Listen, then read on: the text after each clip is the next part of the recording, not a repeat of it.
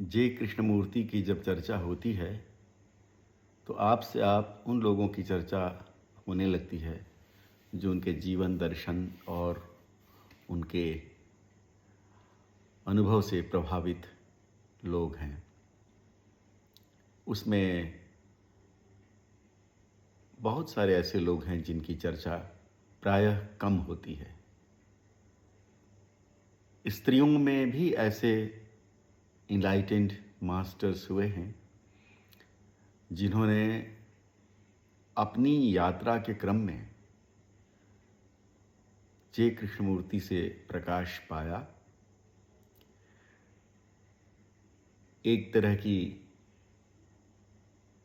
चैतन्य शक्ति का अनुभव किया, उसे अपने जीवन में आत्मसात किया और अपनी सत्य की खोज आत्म के अन्वेषण से उसे निरंतर जोड़कर देखा। आदरणीय विमला ठकार का नाम उस सिलसिले में एक प्रमुख इनलाइटेंड मास्टर की तरह आता है, एक इनलाइटेंड सोल की तरह आता है। उनका निजी जीवन एक राजनैतिक कार्यकर्ता का जीवन था, जो प्रारंभ से ही विनोबा भावे के भूदान आंदोलन से जुड़ी हुई थी। लेकिन किसी संयोग से उन्हें एक बार जे कृष्णमूर्ति से मिलने का और उनका व्याख्यान सुनने का अवसर मिला। यह घटना 1958 के आसपास राजघाट कृष्णमूर्ति फाउंडेशन में हुई थी। और कृष्णमूर्ति के दर्शन से प्रभावित अनेक लोग इस बात को जानते हैं कि माननीय विमला ठकार जी कृष्णमूर्ति के दर्शन से प्रभावित रही हैं, उनके व्यक्तित्व से प्रभावित रही हैं। उन्होंने उनके साहचर्य में आध्यात्मिक विस्तार का और विकास का अनुभव किया है और उनके दिव्य स्पर्श से उनके भीतर निरंतर चलने वाली एक जागृत प्रेरणा का उन्होंने अनुभव किया है। उसके विषय में उन्होंने अपनी पुस्तक ऑन एन इटर्नल वॉयज नामक पुस्तक में काफ़ी विस्तार से जिक्र भी किया है, जिसमें उन्होंने एक उपशीर्षक दिया है कि an inward journey to freedom including dialogues with J Krishnamurti. तो उस पुस्तक में उन्होंने जे कृष्णमूर्ति से हुए संवाद और साक्षात्कार का एक सुंदर रोचक वर्णन भी किया है। उससे हम कृष्णमूर्ति के व्यक्तित्व के एक अन्य महत्वपूर्ण पहलू को भी देखते हैं। प्रायः हमें ये बताया गया है, या हम जो कृष्णमूर्ति के साहित्य से पढ़कर समझते हैं, वो ये कि ऑकल्ट डायमेंशंस में उनकी रुचि नहीं रह गई। ऑर्डर ऑफ स्टार नामक संस्था को 1928-29 में भग्न करने के बाद वह स्वतंत्र खोजी की तरह चल निकले थे और उसके बाद थियोसॉफी से उनका संबंध एक तरह से टूट ही गया। थियोसॉफी अंततः एक ऑकल्ट संस्था थी और एक तरह का नया स्वर थी अध्यात्म के आकाश में। नॉस्टिसिज्म, नियो प्लेटोनिज्म जैसे दर्शनों से उसका संबंध था। क्रिश्चियनिटी और हिंदुइज्म से भी उसका संबंध था और एक इस तरह का वो रसायन थियोसॉफी ने प्रस्तुत करने का प्रयत्न किया, जिसमें अंततः भारत के प्रसंग में देखें तो एक ऐसे वर्ल्ड टीचर को ले आने का बारंबार संदर्भ मिलता है जो मनुष्यता के लिए एक उद्धारक मसीहा होगा। और निश्चय ही कृष्णमूर्ति की तैयारी उसी के लिए की गई थी और अंत में उन्होंने उस संस्था को ही भग्न कर दिया। वो थियोसॉफी से एक भिन्न जुड़ी हुई संस्था थी, ऑर्डर ऑफ स्टार, जिसके हजारों फॉलोअर्स थे, उसके पास बड़ी संपत्ति थी और उसके अध्यक्ष कृष्णमूर्ति ही थे। थियोसॉफी से संबंध टूटने के बाद एक तरह से हम कह सकते हैं कि पूरे जीवन उन्होंने ऑकल्ट साइंसेस का नाम कभी कभार ही लिया। यदि लिया भी तो उसको बहुत श्रद्धा से या सम्मान से नहीं लिया उन्होंने, हाशिए के नामों की तरह ही उसका उल्लेख किया, क्योंकि उनका मूल उद्देश्य स्व की खोज है, स्व की तलाश है और फाल्स स्व, मिथ्या स्व से मुक्ति उसके केंद्र में है। समय विहीन अनुभव, टाइमलेस एक्सपीरियंस, जो चेतना के उत्कट क्षण में एक सत्यान्वेषी को होता है और जिसका निरंतर विस्तार उसे महाबोध की ओर लेके चलता है, कृष्णमूर्ति उसके प्रवर्तक जैसे ही हैं। जैसे अतीत में अनेक ऋषि मुनि, विशेष रूप से महात्मा बुद्ध का नाम आता है, उसी तरह से वर्तमान 20वीं शताब्दी में कृष्णमूर्ति भी एक तरह के बुद्ध माने गए हैं। लेकिन यह पुस्तक जो इटर्नल वॉयज है, एक शाश्वत यात्रा जिसकी चर्चा विमला ठकार जी ने की है, उसमें बहुत ही खूबसूरत उल्लेख है। जब अपने जीवन के क्रम में वो भूदान आंदोलन से धीरे धीरे हटकर कृष्णमूर्ति से जुड़ने लगी और अपने जीवन के राजनैतिक आयाम से एक तरह की एक्टिविस्ट के रूप में जो काम कर रही थी, उससे भिन्न उन्होंने अपने सत्य को, अपने भीतर के सत्य को खोजने को वरीयता दी और शेष सारे कार्यों को 20 वर्षों के लिए लगभग भुला दिया। राजनैतिक स्वर उनमें बाद में फिर चैतन्य हुए, लेकिन 20 साल लग गए। उस दौरान कृष्णमूर्ति के संपर्क में आने के बाद उनको कान में बहुत भयानक पीड़ा होने लगी। उसके लिए उन्होंने भारतीय चिकित्सकों को दिखाया। उनके पिता जयप्रकाश नारायण के मित्र थे। उन लोगों ने उन्हें सलाह दी कि वो लंदन जाकर किसी कान के विशेषज्ञ को दिखाएं, और वो बात अब तय भी हो गई थी। जब कृष्णमूर्ति से उनका संपर्क हुआ तो उन्होंने इस बात को जानकर उनसे आग्रह किया कि मेरे हाथों में ऐसा कुछ हो सकता है कि हम आपके सिर पर उसको रखेंगे और संभवतः प्रोबेबली आपको उसका कष्ट न हो और धीरे धीरे आप इस दुख से मुक्त हो जाएं। इस बिंदु पर इतना गहन चिंतन विमला ठकार ने किया है कि आश्चर्य होता है।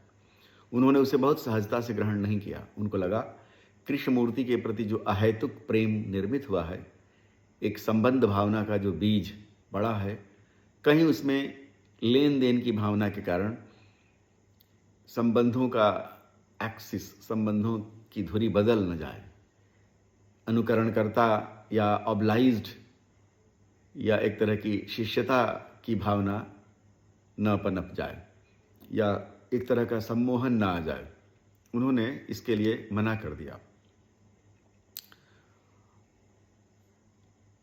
कृष्णमूर्ति ने उनसे फिर आग्रह किया कि आपने क्या सोचा, क्या मुझे ये काम करना चाहिए? मैं तैयार हूं और इसमें आपको ऑब्लाइज होने की कोई ज़रूरत नहीं है। तो उन्होंने 3-4 दिनों के चिंतन के बाद, मंथन के बाद स्वीकृति दी और कृष्णमूर्ति ने उनके साथ 3-4 सिटिंग की। पहली सिटिंग में उन्होंने उनके सिर पर हाथ रखा, उनके कानों का स्पर्श भी किया। अब जो भी किया हो उन्होंने, लेकिन उन्होंने बार बार मुस्कुरा कर कहा कि बहुत बचपन से ही उनको ये पता है कि वो किस तरह की हीलिंग कर सकते हैं और उसका लेना देना किसी अन्य चीज़ से नहीं है। उसके लिए बहुत ऑब्लिगेशन की भी ज़रूरत नहीं है। यदि हुआ तो ठीक, नहीं तो कोई बात नहीं।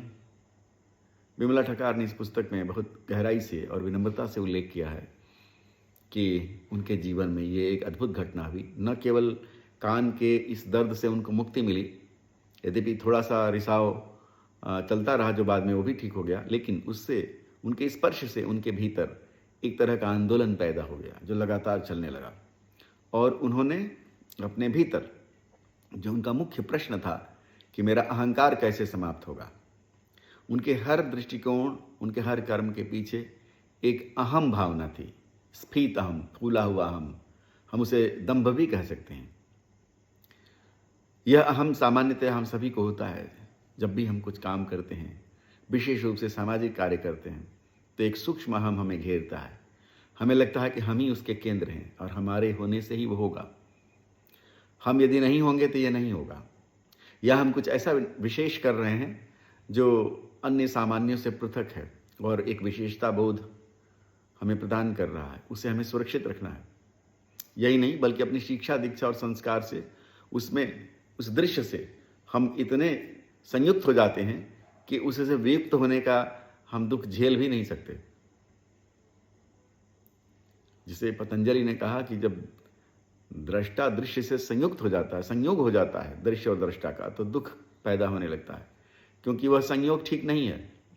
दृष्टा दृश्य को ही अपने स्व का अंश समझ लेगा तो वह निरंतर प्रभावित होने लगेगा।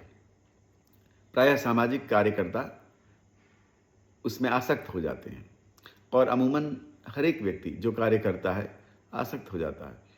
सेवा करने वाले अपनी नौकरी से आसक्त हो जाते हैं, उन्हें रिटायरमेंट के बाद बहुत दुख होता है। अवकाश के समय विदाई समारोहों में लोग रोते हुए देखे गए हैं। उसका कुल कारण यही आसक्ति है।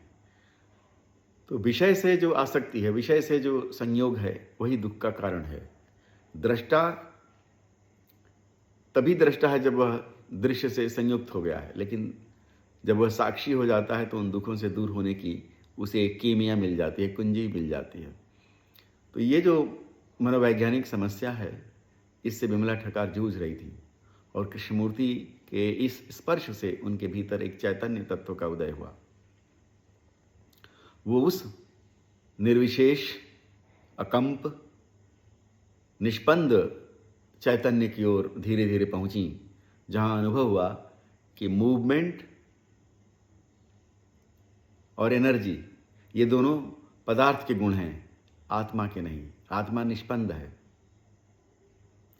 और स्पंदन से जो ऊर्जा पैदा होती है वो भी आत्मा में नहीं है। निष्पंदता की अपनी एक प्रशांति है, एक मौन है, उसका उन्होंने अनुभव किया भारत पे भी। और भारत से बाहर जब इंग्लैंड, लंदन गई एक डॉक्टर को अपना वापस काम दिखाने के लिए, तो पता चला कि उनका इन्फेक्शन है और वो ठीक हो गई। लेकिन उन्होंने बार बार कृष्णमूर्ति से निजी भेंटों में इस बात की चर्चा की और प्रायः इस बात का आग्रह किया कि ये क्या था और ये इनके साथ क्या हो रहा है। ये बौद्धिक तल की घटना है, मानसिक तल की घटना है, भावनात्मक तल की घटना है। वो चाहती थी कि जो बौद्धिक और भावनात्मक संबंध कृष्णमूर्ति से उनका हुआ है, उसमें किसी अन्य इतर रहस्यमय चीज़ का प्रवेश न हो, क्योंकि उससे उनकी मित्रता मलिन हो सकती है। एक तरह से हम कह सकते हैं कि जे कृष्णमूर्ति की वो कोई शिष्या नहीं थी, ना ही जे कृष्णमूर्ति विमला ठक्कर के गुरु थे। लेकिन एक ऐसा आत्मीय भाव जिसके होने में माता पिता की तरह उपस्थिति, जे कृष्णमूर्ति की उपस्थिति को उन्होंने अनुभव किया, वो एक बड़ी बात है।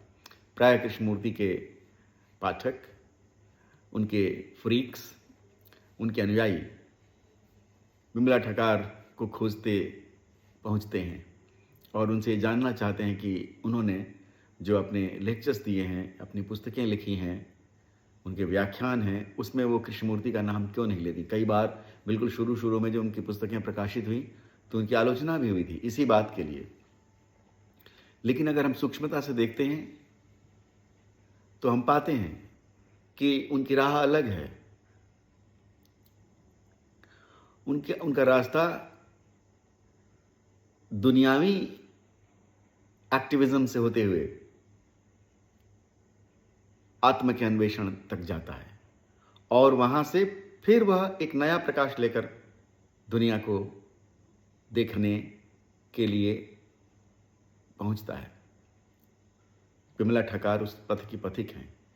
जिन भी लोगों को ये शिकायत हो कि आत्म के अन्वेषण के पथ पर जाने वाले अक्सर दैनंदिन जीवन के बोध से, दुनियावी चेतना से कट जाते हैं, दुनिया के प्रश्नों पर चिंतन करना छोड़ देते हैं, उन्हें विमला ठक्कर को ज़रूर सुनना चाहिए और पढ़ना चाहिए। उनकी बहुत सारी किताबें हैं जो अंग्रेजी में हैं, हिंदी में हैं, गुजराती में हैं, मराठी में हैं। मूलतः वो अकोला की थी वैसे उनका जन्म बिलासपुर मध्य प्रदेश में, तत्कालीन मध्य प्रदेश में हुआ था, जो अब छत्तीसगढ़ कहलाता है। बहुत सुंदर वक्ता हैं और उनकी एक पुस्तक अ नेमलेस एक्सपीरियंस बहुत पहले 1996 में मुझे पढ़ने का सौभाग्य मिला था। वो पुस्तक मेरे मित्र ज्योतिष के आचार्य पंडित सुधीर नागर ने प्रदान की थी। उनके ससुर विमला ठकार से संबंधित थे और न केवल वे बल्कि एक और उनके मित्र, उनके ससुर के मित्र, उनके फादर इन लॉ के मित्र एस जयगोविंदा जी भी कृष्णमूर्ति की भावधारा से प्रेरित और प्रभावित थे। मैं मानता हूं कि एस जयगोविंदा भी मूलतः एक बुद्ध पुरुष हैं।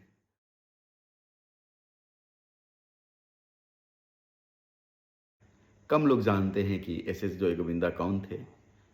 उनके विषय में भी कभी ज़रूर मैं बात करूंगा।